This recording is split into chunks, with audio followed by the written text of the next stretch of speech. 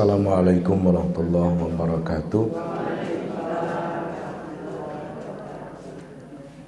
Alhamdulillahilladzi an'amana bi ni'matil iman wal islam. Asyhadu an la ilaha illallah wahdahu la syarikalah wa asyhadu anna Muhammadan abduhu wa rasuluhu la nabiyya wa la rasula ba'da. Qad qala Allah ta'ala fi kitabil karim, a'udzu billahi minasy syaithanir rajim. Bismillahirrahmanirrahim. Wasta'inu bis-sabri was-shalah wa innaha lakabiratun 'alal khashiyin. Wa qala aidan a'udzu billahi minasy syaithanir rajim. Bismillahirrahmanirrahim. Ya ayyuhalladzina amanu ista'inu bis-sabri was-shalah innallaha ma'as sabirin. Wa qala Nabi sallallahu alaihi wasallam an Abi Hurairah radhiyallahu anhu qala jaa rajulun ilan nabiy sallallahu alaihi wasallam faqala inna fulana yusalli laila faida asbaha saraka faqala sayanhahu ma taqulu wa qala aidan kullu salatin lam yantahu anil fahsya wal munkar lam yasdad sahibaha minallahi illa bu'dan. Bapak Ibu jamaah pengajian rutin RB Aisyah Panjatan yang dirahmati Allah Subhanahu wa taala. Marilah yang pertama tak jemu dan tak bosan kita senantiasa mengucapkan kalimat tahmid alhamdulillahirabbil alamin. Kita masih diberikan Allah nikmat iman, Islam, sempat dan sehat. Allah Subhanahu wa taala berfirman, a'udzubillahi minasyaitonirrajim, wa in ta'uddu ni'matallah la tuhsuha. Seandainya kita menghitung nikmat yang telah dicurahkan Allah, yang telah diberikan Allah kepada kita, la tuhsuha, pasti tidak akan sanggup, tidak akan mampu. Kita ambil contoh misalnya nikmat apa? Nikmat sehat. Sehat itu macam-macam. Sehat mata, sehat jantung, sehat ginjal, sehat kulit, sehat hati, sehat lambung. Ini kalau kita hitung, nggak mampu kita menghitung. Apalagi dirupiahkan, itu tidak akan mampu. Maka Allah menegaskan dalam surat Ibrahim, la in syakartum la azidannakum wa la in kafartum inna adzabi lasyadid. La in syakartum, jika kalian bersyukur, la azidannakum, pasti nikmatnya akan ditambah. Wa la in kafartum, akan tetapi ketika kalian ingkar, ya, inna adzabi lasyadid, sesungguhnya azabku amat pedih. Jadi yang diminta Allah itu cuma apa? Kita disuruh bersyukur. Kira-kira syukur gampang mudah? Gampang apa angel?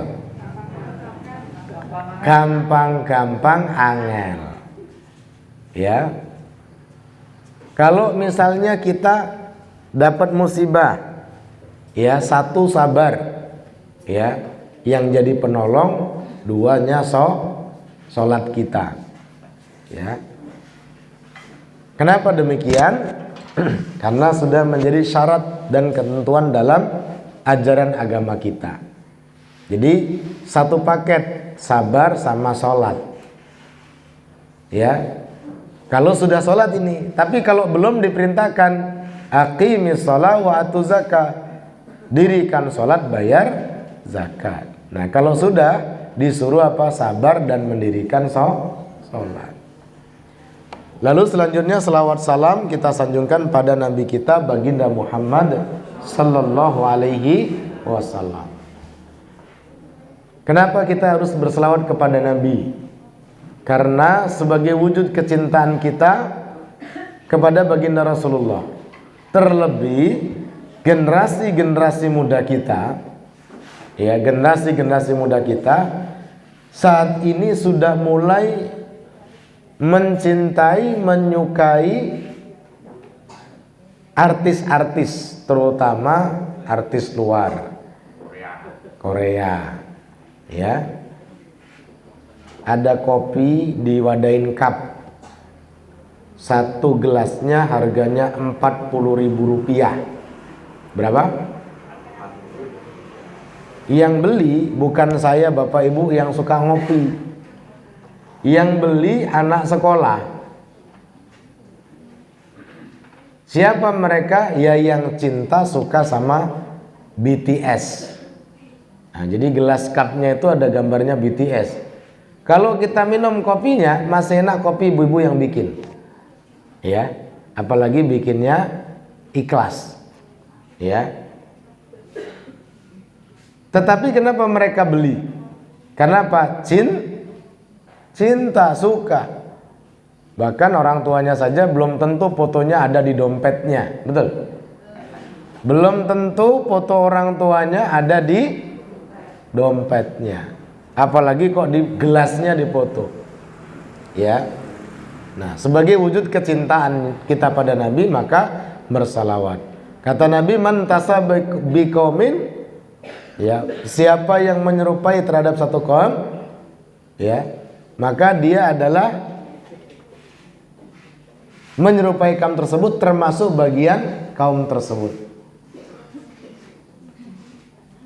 Bapak Ibu yang dirahmati Allah, selanjutnya pada kesempatan pagi hari ini, ya, kita akan membahas tentang di dalam sholat terdapat pertolongan dan pencegah. Jadi dalam sholat itu ada yang jadi pertolongan untuk kita dan juga ada yang mencegah bagi kita dari hal-hal yang tidak baik. Sholat merupakan cahaya. Bahkan besok pada hari kiamat kita nggak ditanya istri berapa, nggak ditanya pangkat apa, nggak ditanya harta apa, tetapi yang pertama kali ditanya adalah awalu bil abdu yaumal qiyamah fi salatihi.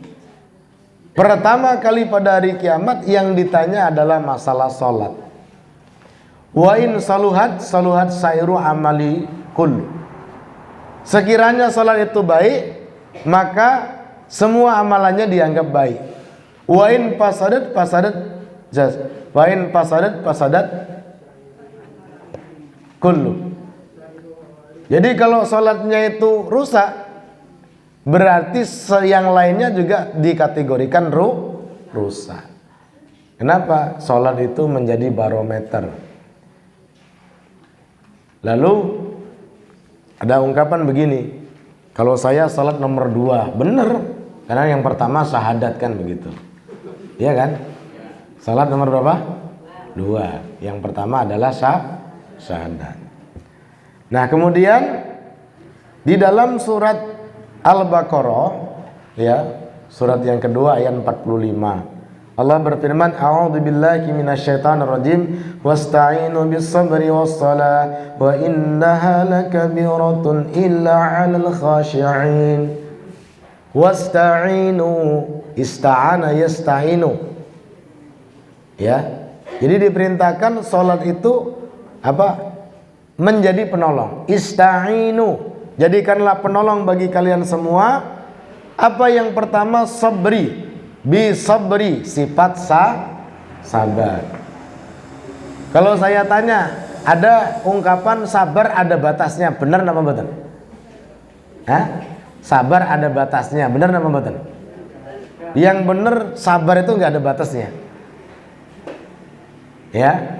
Kenapa? Karena hadis lain menegaskan, ya, yang berkaitan dengan orang yang sabar tadi, ya, jaminannya orang yang sabar, biasanya orang sabar kuwi gampang nesu, gampang marah, ya. La taghdab walakal jannah. Janganlah marah-marah maka bagimu surga. Jadi Orang sabar itu tidak ada batasnya. Ciri orang tidak sabar gampang marah. Ya, padahal kalau sudah terjadi sesalnya tiada akhir. Ada cerita, bapaknya beli mobil baru, anaknya umur 3 tahun setengah. Mobilnya diparkir, anaknya ngelihat mobilnya datang seneng, ya, rekane dilukis, tapi yang lukis nganggo paku, digaris. Sama bapaknya, karena emosi mobil anyar dipukul tangannya, patah. Berjalan 16 tahun kemudian, anak ini datang ke bapaknya. Dari cerita, kan dulu nggak ingat, ibunya cerita, kamu dulu begini-begini rusain mobil papamu gitu ya. Datanglah ke bapaknya, papa, saya minta maaf dulu waktu masih kecil, saya belum tahu ngerusakin mobil papa. Bapaknya bilang, papa sudah melupakan. Besok kalau saya sudah kerja, saya akan ganti mobil papa dengan mobil yang baru. Terima kasih ya nak. Tapi kata-kata sesudahnya yang membuat orang tuanya menyesal tidak akhir. Bagaimana dengan tanganku yang patah, apa bisa tergantikan dengan yang baru? Sadar nggak orang tua? Sadar ya? Jadi kenapa? Karena emosi mengalahkan daripada iman tadi. Orang tuanya nangis, tetapi sudah terjadi itu, ya. Maka kadang-kadang mobil di barat tanah gitu ya, udah biar aja. Ya namanya anak-anak kan begitu. Handphone anak saya yang besar itu direndam diciduk, ya. Nggak saya marahin anak saya tanya cuman, HP kakak di mana? Aku matiin, biar kakak nggak main HP, ya. Ya HP-nya Apple KW. Terus sekarang di mana? Itu di situ. Tak pegang panas banget itu, kayak mau meledak itu, ya. Terus saya kipat-kipat keluar air. Ternyata direndam nong ciduk yo dintas. Ya. Karena saya dengar cerita tadi, alhamdulillah saya tidak marah gitu. Karena saya, kamu tuh pinter kalau biar kakakmu nggak main HP, HP-nya direndam gitu ya. Nah kemarin hampir terulang lagi HP Uminya, ya. HP Umi mana? Enggak ada, aku simpen biar Umi nggak main HP terus gitu. Ya. Ternyata didelehke nongsor lemari, rusuke, lenggulai mumet gitu ya. Nah kita khawatir kalau dimatikan lagi. Pelajaran yang bisa diambil, apa sifat sabar keuntungannya? Pasti lebih untung daripada sifat pemarah. Ya, sifat sabar itu lebih beruntung daripada sifat pemarah dalam segala hal. Dalam surat Al-Imran 159, "Fabima rahmatin minallah lintalahum law kunta faddan ghalidal qalbi langfaddu min haulik." Jadi kita ini harus memiliki sifat sabar. Fabima rahmatin minallah, karena rahmat dari Allah, baginda Rasulullah itu bisa lemah lembut. Lah kita ini umatnya harapannya meniru seperti Nabi. Lau kunta fadan ghalidal qalbi, kalau kita ini keras hati. Keras hati itu apa? Perangainya atos, galak gitu ya. Nah, menang-menangnya dewe, temperamen. Nah biasanya orang-orang begini kena penyakit yang paling cepat itu SJ, serangan jantung. Yang kedua stroke mendadak. Orang-orang seperti ini biasanya begitu. Kenapa? Karena dia tidak bisa menetralisir, tidak bisa mengendalikan hawa nafsunya. Pokoknya urung ngamuk, urung lego. Nah, kira-kira begitu. Ya. Nah, padahal dalam ajaran Islam ada tuntunan, ketika marah, duduklah. Duduk masih mau marah, berbaringlah. Berbaring masih mau marah, wudhulah. Wudhu masih mau marah, sholatlah. Apa ada orang sholat sambil ngomel? Awas ya, titeni ge mengkota. Kan nggak mungkin. Nah itu dalam Islam cara menetralisir kemarahan begitu. Jadi termasuk saya panjenengan kita latihan semua, ya. Jadi masya Allah sifat sabar itu bukan berarti sabar itu kita tidak bisa tegas, beda. Tegas dan sabar itu sangat berbeda. Marah dan tegas itu sangat berbeda, ya. Kalau tegas itu menentukan sebuah pilihan. Kamu mau sekolah di mana? Bukan marah itu. Itu penegasan. Kamu mau ngambil jurusan apa? Ya. Rasa sekolah sisan baik. Dari nada aja beda. Ya. Ibu-ibu nih, suami datang, ibu minta uang belanja. Ngasihnya sambil kayak cukuan. Duit yang dipikir. Nah, itu kira-kira begitu. Kira-kira ibu nyaman nggak begitu? Iya. Padahal seharusnya nggak usah minta, sudah harus diberi. Kenapa? Karena kewajiban seorang suami menafkahi istri. Kira-kira begitu. Nah, sehingga kenapa diperintahkan wasta'inu bis sabri? Jadikanlah bagi kamu sekalian penolongmu satu sabar. Ya. Jadi sabar ini tiada batas, tiada tara. Saya dulu punya guru waktu SMP di Palembang. Nama guru saya itu Pak Hunter, tulisannya Hunter. Ya. Guru fisika. Ada murid yang sakit perut menahan kentut. Bukan semakin kecil tapi semakin jelas. Si Pak yang teman lain nggak sopan kamu tuh, gitu ya. Tapi ternyata si Pak guru ini sangat sabar. Apa kata beliau? Tenang, tenang.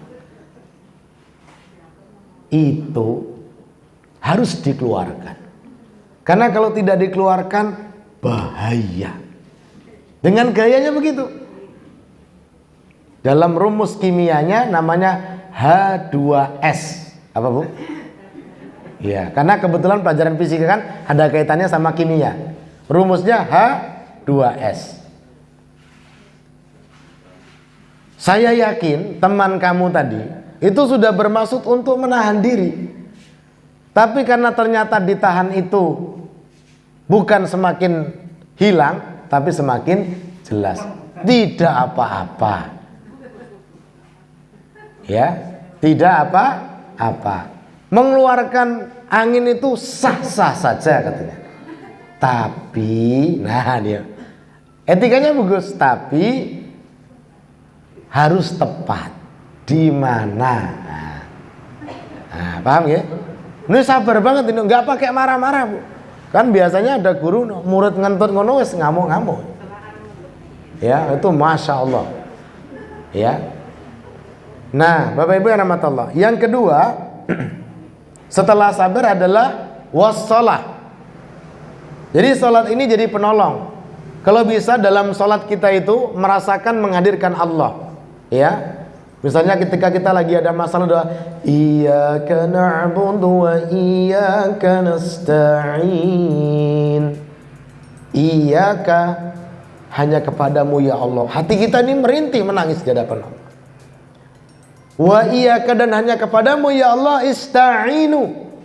Aku mohon pertolongan. Kita nangis di situ, kita minta pada Allah Subhanahu wa taala.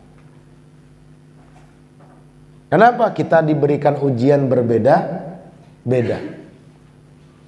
Mungkin kalau ditanya bebannya sama, tapi porsi ujiannya beda-beda. Makanya dalam surat Al-Baqarah ayat 153, ya ayyuhalladzina amanu ista'inu bis-sabri was-salah innallaha ma'as-sabirin wa la taqulu liman yuqtalu fi sabilillahi amwat bal ahya'u walakin la tash'urun wa lanabluwannakum bisyai'in minal khawfi wal ju' wa naqsim minal amwali wal anfusi was samarat wa bassiris sabirin alladzina idza asabanhum musibah qalu inna lillahi wa inna ilaihi raji'un. Ini sudah dijelaskan. Hai orang-orang yang beriman, ista'inu bis-sabri was-salah innallaha ma'as sabirin wa la taqulu lima yuqtalu fi sabilillahi amwat. Ini dalam rangka orang-orang yang berjuang di jalan Allah meninggal dunia, baik di medan perang, baik dalam perjalanan, lalu keluarganya ditinggalkan begitu saja. Kemudian Allah Subhanahu wa taala menegaskan wala tamutunna Allah Subhanahu wa taala menegaskan wala taqulu lima yuqtalu fi sabilillahi amwat bal ahya. Jangan kamu kira mereka yang berjuang di jalan Allah mereka mati, tetapi mereka masih hidup. Contoh, kita kenal nama 4 imam mazhab: Imam Hambali, Imam Syafi'i, Imam Maliki, Imam Abu Hanifah. Mereka sudah mati? Sudah. Tapi nama beliau masih harum. Nama beliau masih disebut di majelis-majelis taklim. Kenapa? Karena beliau berjuang di jalan Allah. Lalu Allah lanjutkan, wala nabluwannakum bi syai'in minal khauf. Dan sungguh kata Allah, kalian akan kami uji, akan kami berikan ujian. Yang pertama dengan rasa takut. Takut nanti kalau pensiun. Ini banyak kan orang-orang mau pensiun biasanya pada takut. Ya, takut. Ya, manusiawi. Tapi sudah mulai takut tuh semua teman-teman saya yang pegawai takut. Ya, kalau saya kan PNS, pengangguran nomor 1. Ya, jadi sudah biasa gitu ya. Nah, kemudian satu khauf, wa naqsim minal amwal, kekurangan harta, hilang HP, uang di ATM habis, apalagi karena musibah harta kita habis semua hilang. Ya, rumah kita yang megah habis. Entah itu kena gempa, entah itu kena letusan gunung Merapi, entah itu kena banjir bandang. Wa naqsim minal amwal wal anfus, kehilangan jiwa. Bisa kita ditinggalkan istri kita, bisa kita meninggalkan istri kita, bisa kita ditinggalkan anak-anak kita, dan bisa kita meninggalkan anak-anak kita. Harus sadar. Apalagi kekurangannya? Minas samarat, kekurangan bahan pangan. Nanam padi gagal. Ya, gagal panen. Kalau kita yakin dengan ayat ini, maka ini melatih kita untuk menjadi orang yang bersabar. Lalu kembalikan, qalu inna lillahi wa inna ilaihi rajiun. Ya Allah, kami ini milik-Mu ya Allah. Maka semuanya akan bermuara, akan kembali kepadamu ya Allah. Jadi apapun yang ada di kita, semua hanya titipan. Orang kaya mati, orang miskin mati, raja-raja mati, rakyat jelata mati. Ya, semua kita akan mati Bapak Ibu. Kalau kita sadar, ternyata agama itu adalah dinun nasihat. Agama itu adalah nasihat. Dulu waktu saya masih SMP, bapak saya meninggal. Hal yang kaget bagi saya. Tamat SMP, ibu saya meninggal. Lebih mengagetkan lagi. Karena bagi anak laki-laki, itu lebih baik kehilangan bapak daripada kehilangan ibu. Kenapa? Karena banyak-banyaknya, kalau ibu yang meninggal, bapaknya pasti nikah lagi. Tapi banyak-banyaknya, Kalau bapaknya meninggal, pasti dia urus anak-anaknya. Walaupun ada juga, ya, kebanyakan begitu. Taman SMP ibu saya meninggal, yatim piatu saya. Ya, perjalanan hidup mendewasakan. Saya merasakan semir sepatu di pinggir jalan, merasakan jual koran di lampu merah, merasakan nguli bangunan, ya, merasakan ikut orang ganti-ganti. Maka dengan prinsip kuping budek moto picek rai gedek, apapun selalu salah. Kadang-kadang itu cara kita untuk dikeluarkan itu dicari sebab dan masalahnya, ya, sampai semua kita lakukan, ya. Ini bukan curhat tapi cerita masa lalu. Saya ikut orang, anak gadisnya itu yang maaf nyuci CD-nya tuh saya, Bu. Maaf, yang nyuci BH-nya saya. Saking saya ikut itu. Yang penting saya bisa sekolah, saya bisa makan.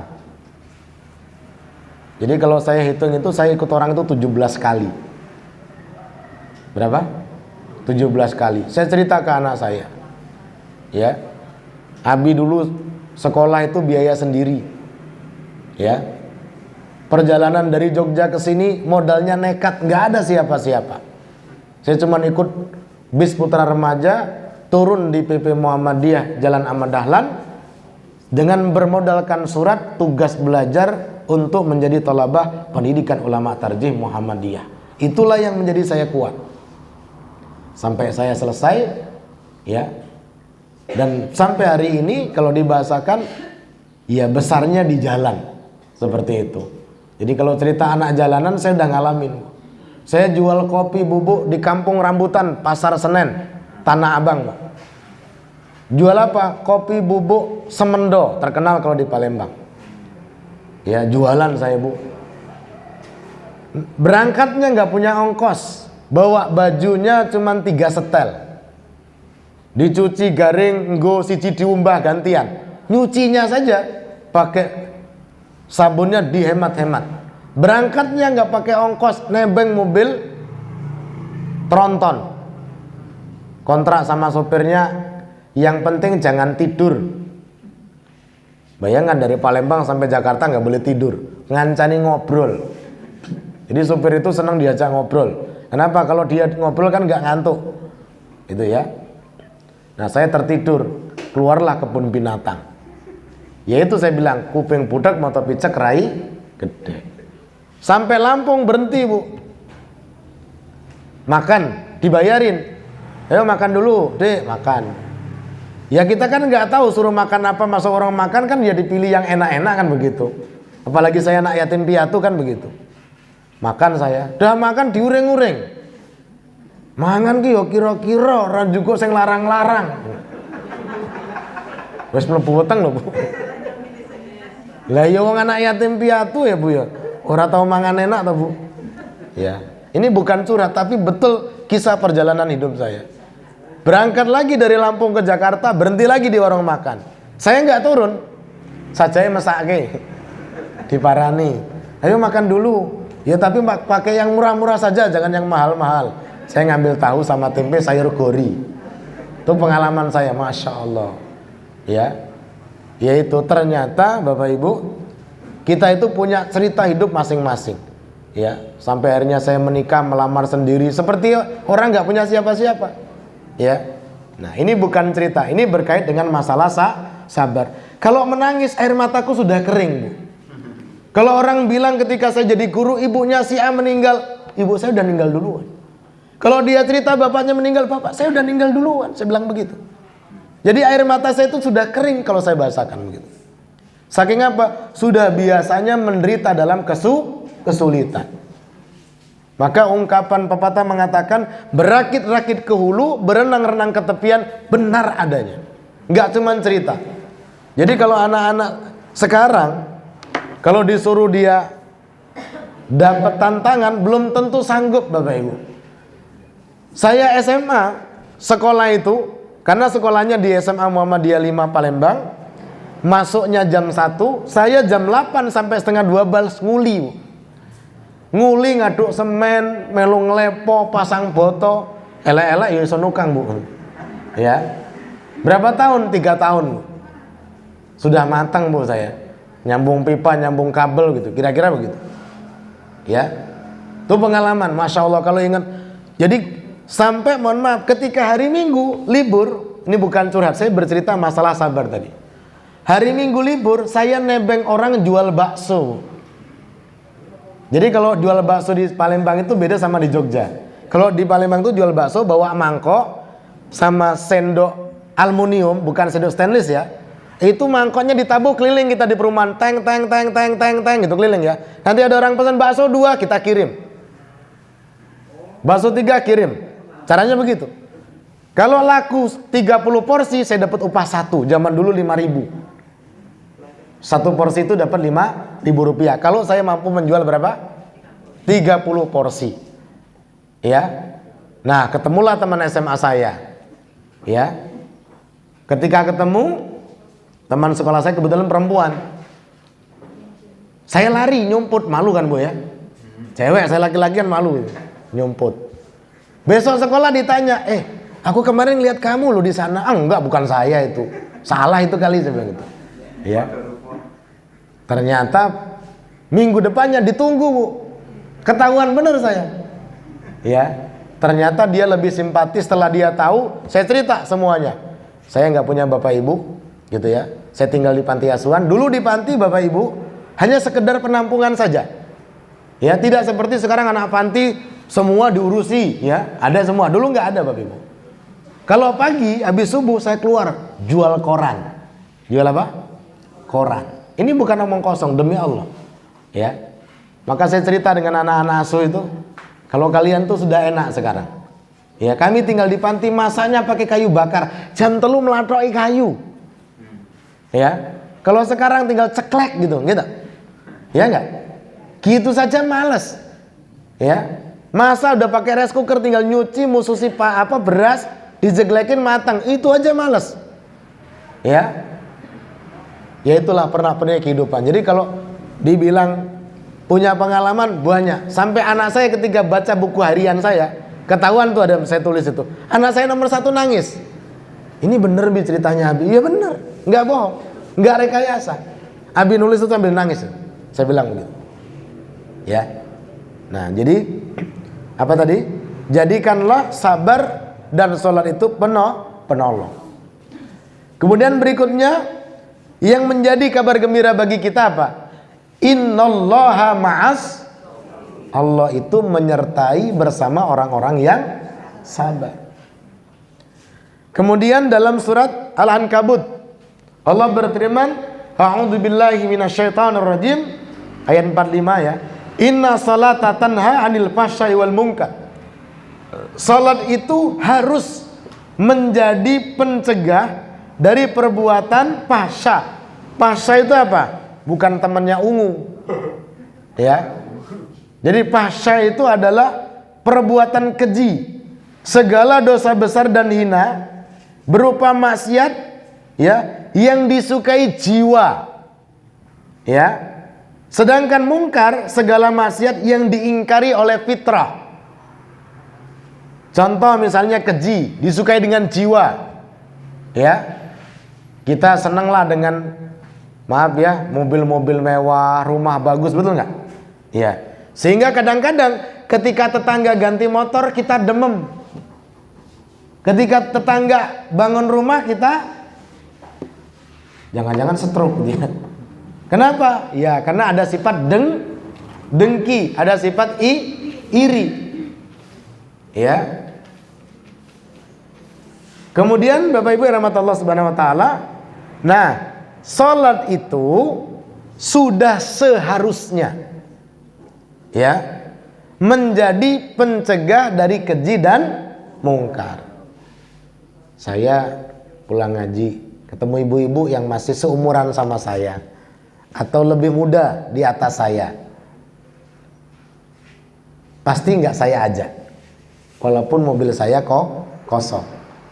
Kenapa? Menghindari Tapi kalau mungkin saya ketemu ibu-ibu yang umur 60 ya, mungkin bisa saya ajak. Kenapa? Ya, kalau laki-laki tua nikah sama perawan muda banyak. Tapi kalau laki-laki muda sama nenek-nenek tua nggak terjadi. Jarang ya. Jarang kan terjadi. Tapi kalau sudah tuyu-tuyu rapi karo perawan nom, oke ceritanya. Ya, siapa? Datuk Maringgi. Pernah dengar itu? Pernah ya? Nah, iya toh? Nah itu. Jadi apa namanya? Hindari fitnah itu. Karena fitnah itu luar biasa. Maka saya pun berprinsip dari mulai saya ngasuh dulu di Darul Ulum, itu saya nggak mau jabat tangan sama santri. Bahkan dari mulai SMA, saya nggak pernah jabat tangan dengan guru-guru saya yang masih muda-muda, nggak mau saya. Jabat tangan dengan teman-teman sekolah saya nggak mau, yang putri-putri nggak mau saya. Sampai teman saya bilang sok suci lo, apa? Sok suci. Ya, datang santri sama bapaknya, salaman dulu sama ustadznya, sama kiainya. Saya bilang gitu, mboten sah, nanti saya bisa melecehkan jenengan, lebih baik tidak. Jadi kalau dituduh ustadzku gremeng-gremeng, mau cekel tangannya ora gremeng-gremeng, maka selamat fitnah itu. Paham ya? Apa mana kok kuwek-kuwek? Nah, kira-kira begitu. Ya. Nah, aman. Jadi para pengasuh, para ustadz yang laki-laki kalau nggak jabat sama-sama santri putrinya paling aman dari fitnah itu. Ya. Bapak Ibu yang dirahmati Allah Subhanahu wa taala. Nah, kemudian di dalam hadis riwayat Imam Ahmad ya, dalam kitab Musnadnya yang disahihkan oleh Syekh Nasiruddin Al-Albani. An Abi Hurairah, dari Abi Hurairah. Abi Hurairah ini siapa? Ya, sahabat. Kenapa dipanggil Abi Hurairah? Bukan Abi Manyu. Ya, bukan Abiyu, gitu ya. Karena sahabat Nabi satu ini unik, suka dengan kucing. Suka dengan apa? Kucing. Maka dia dikasih julukan lakob. Bapaknya kucing. Lakob itu menggambarkan tentang kehobian profesi seseorang. Contoh, Ustadz, nama saya Ustadz bukan? Bukan, nama saya Subandi.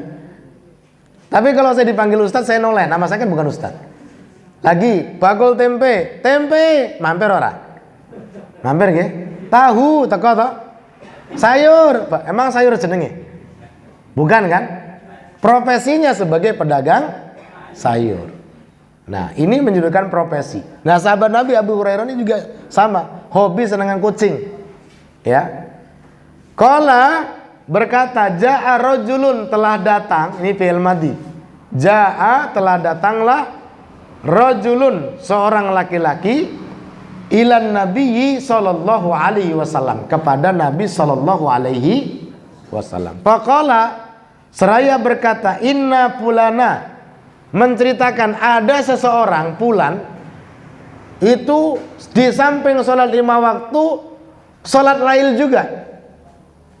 Faida asbaha saroko, tapi di pagi hari, di siang hari saroko, nyuri. Apa? Nyuri apa? Nyolong. Ya. Faqala sayanhahu, seharusnya saya itu kan menunjukkan mustakbal fi'il mudhari. Seharusnya sampai kapanpun sayanhahu, sholat itu mencegah daripada perbuatan itu. Jadi kalau ada yang bukan milik kita, ya dikembalikan. Ya, yang bukan milik kita dikembalikan. Kenapa? Ya, jadi masalah. Kecuali fasilitas yang menjadi hak kita kan beda. Ya. Jadi kalau tukang kerja di sini sama Jakarta agak beda. Kalau tukang kerja Jakarta, alat minta belikan tuan rumah. Kalau di sini gowo dewe, ya kan? Saya juga baru tahu. Jadi orang-orang Jakarta itu kalau dia bangun rumah, tukangnya kurang bor, minta belikan. Nanti kalau sudah dibawa, itu dianggap sebuah bonus. Seperti itu. Kenapa? Yang punya rumah juga nggak bakal ngebor-ngebor. Kenapa? Nggak ngerti caranya nganggu. Tuh kalau di Jakarta, tapi Jogja mau kerja pakai alat sendiri gitu ya. Kemudian berikutnya dalam riwayat At-Tabrani, kullu sholatin lam yantahu anil fasya wal munkar. Hendaknya semua sholat itu, ya semua sholat ya, kullu sholatin, semua sholat, sholat 5 waktu kek, sholat lail kek, sholat duha kek gitu ya, ya semua sholat itu ketika lam yantahu anil fasya wal munkar, tidak mampu mencegah dari seseorang berbuat keji dan mungkar, lam yazdad sahibahu minallah, tidak akan menambah kedekatan orang yang sholat kepada Allah Subhanahu wa ta'ala illa bu'dan, kecuali semakin jauh. Ini ana wong sholat kok dia tidak mencegah, tidak tercegah dari perbuatan yang keji dan mungkar, tidak semakin dekat kepada Allah tetapi semakin jauh. Sholat iya nyolong iya, sholat iya ngapusi iya, sholat iya ndobes iya, ya tidak bernilai. Nah, sehingga baginda sallallahu alaihi wasallam dari riwayat Imam Ahmad, Abu Daud ya, dan disahihkan oleh Syekh Nasiruddin Al-Albani menyebutkan innal abda la yusalli salata ma yuktabu lahu minha, sesungguhnya seorang hamba yang melakukan salat ya tidak ditulis pahalanya kecuali macam-macam. Yang pertama illa usruha, dia mendapatkan 10 nilainya. Tus'uha dapat 9, sumunuha dapat 8, subuhuha dapat 7, sudusuha dapat 6, khumusuha dapat 5, rubu'uha dapat 4, sulusuha dapat 3, nisfuha hanya dapat setengahnya daripada sholat. Jadi sholat itu nilainya bertingkat-tingkat, ya, bertingkat-tingkat. Sebagai motivasi, sholat di Masjid Nabawi 1 kali sholat 10.000, Masjidil Haram sekali sholat 100.000, masjid kita sekali sholat 25 sampai 27. Rumah kita nggak disebut sama Nabi, ya kecuali perempuan, ya karena perempuan itu ke masjid sifatnya ikhtiaron, boleh milih. Walaupun ada pendapat lain perempuan lebih baik di rumah, tapi terkadang saya juga membenarkan perempuan juga boleh ke masjid. Kenapa? Karena bisa menjadi motivasi anak-anaknya. Bayangkan, bapaknya mangkat masjid, anaknya mangkat masjid, kan anaknya juga niru, ya enggak? Nah, kira-kira begitu. Tetapi laki-laki lebih disunahkan muakkad, bahkan mendekati pada wajib. Laki-laki sangat dianjurkan sholat ke masjid, kecuali dalam kondisi-kondisi tertentu. Contoh sakit, ya, hujan deras. Makanya ketika hujan boleh di masjid ajannya shollu fi buyutikum. Apa artinya? Sholatlah di rumah kalian masing-masing. Au shollu fi riharikum. Ya podo intinya. Boleh sholat di rumah kalau hujan deras. Kalau kita ke masjid pas maghrib hujan deras banget, mati lampu, ya diperbolehkan untuk dijamak. Salam langsung berdiri 4 rakaat sholat Isya. Tapi tonggone sing ora biasa engko gumun. Lho biasane ana danisan kok dumeh udan ra ono sing ngadan padahal wis dosa sholat. Nah, dalam rangka menjawab supaya tidak bingung, maka masyarakatnya juga harus dikenalkan itu. Karena kalau nggak dikenalkan kok bingung. Ini sholat opo rek, ajaran opo rek gitu ya. Padahal hadis Nabi ada, Nabi pernah melakukan seperti itu, ya. Tanpa terasa sudah pukul 7, ya jam ini terlambat 5 menit. Kalau di jam saya kan update digital ya, udah jam 7. Baik, kita cukupkan sampai di sini. Sebelum saya akhiri, ada yang mau bertanya? Monggo. Ya, monggo Bu. Lama tak berjumpa. Waalaikumsalam warahmatullahi wabarakatuh. Iya. Masih dalam rangka sholat. Jadi kalau sholat subuh itu pertanyaannya yang pertama, kalau sholat subuh misalnya kalau di masjid itu jarak antara azan dan iqamah itu berapa menit?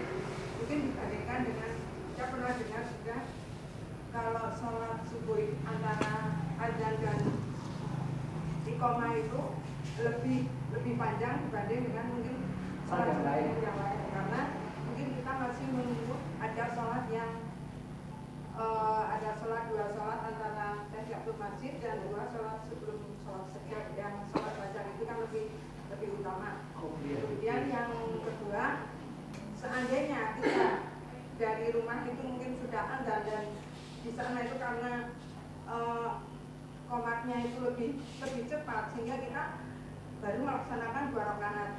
Itu kemudian niat kita itu yang pertama untuk yang sholat tahiyatul masjid atau yang sholat fajar. Baik. Jadi dalam kitab Taisirul Alam menceritakan tentang safarnya Rasulullah. Rasulullah itu tidak pernah meninggalkan sholat sunat rawatib hanya pada sholat subuh. Bahkan dalam riwayat lain, kalau seandainya di masjid itu sudah selesai sholat subuh, kita hanya dapat sholat subuh, selesai kita yang belum boleh berdiri sholat sunat 2 rakaat.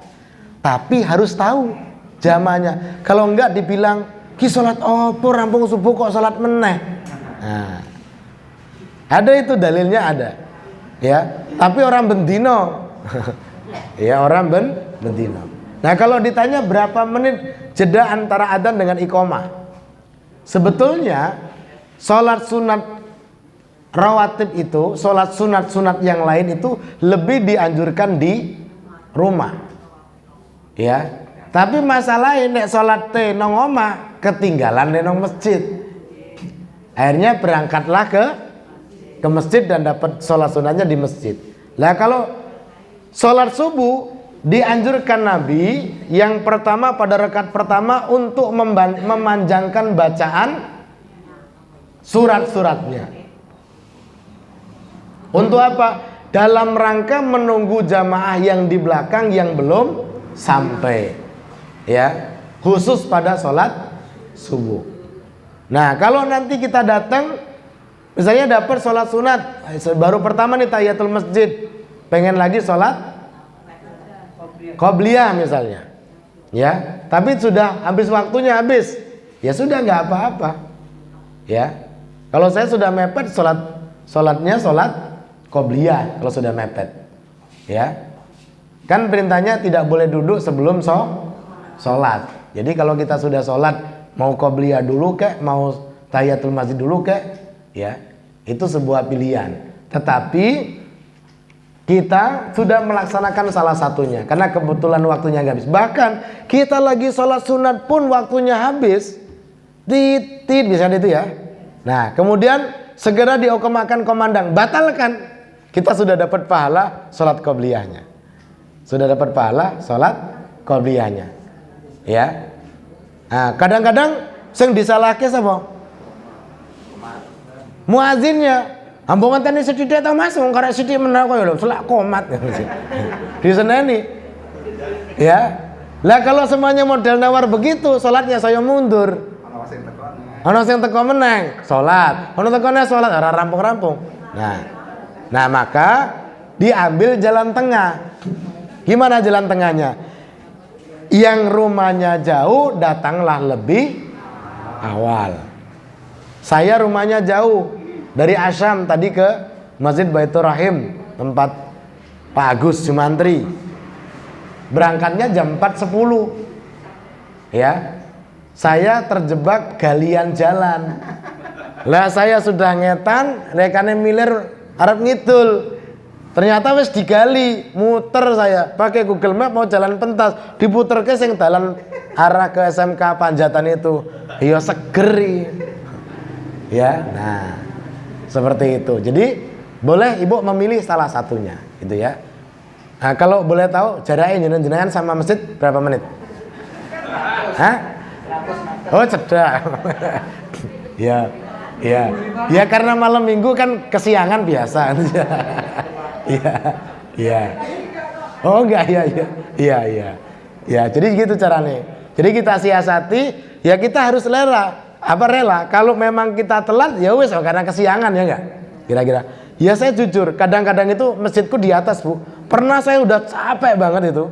Ngerti-ngerti wes komat, saya baru bangun itu. Masya Allah. Lah kok wes anu gitu. Wes komat, saya wudu terus naik ke atas. Gitu ya. Yang imam siapa? Saya punya imam badal 1. Ya, kalau subuh ada. Nah, saya naik gitu ya. Ya kan kita manusiawi, kadang kita kecapean sampai kesiangan. Yang penting sudah niat kita bangun awal. Bahkan niatnya mau bangun tahajud nih dilalai kebablasan. Orang kok ngunaike alarm muni digremengi paten yuk merem meneh gitu betul. Ya.